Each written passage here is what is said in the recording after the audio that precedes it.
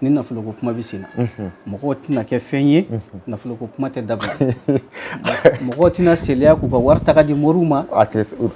kuma fana tɛ dabila halisa a bɛ sen na mais fo mɔgɔw k'a dɔn i ka fɛn dɔ de ɲɛɲini ka ɲɛnamaya kɔnɔ e ka ɲɛnamaya yɛrɛ ye ɲɛnamaya qualité jumɛn de ye question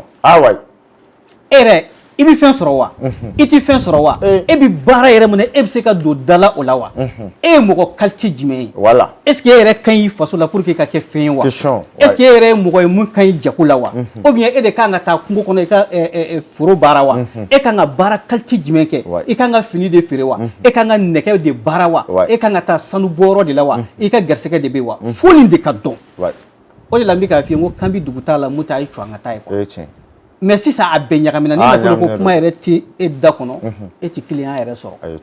bon moriw fana bɛ sigi k'a jateminɛ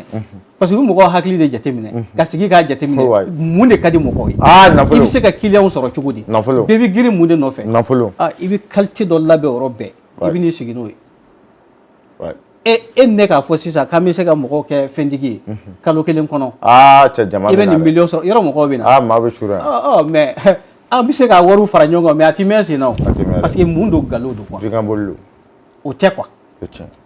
sen fila milliardaire tɛ se ka caya o milliardaire man ca ayi olu tɛ se ka caya mɔgɔ qualité o qualité i b'a sɔrɔ fɛn bɛɛ bɛ mɔgɔw cɛ la dɔɔni dɔɔni de la ka taa mɔgɔ bɛɛ na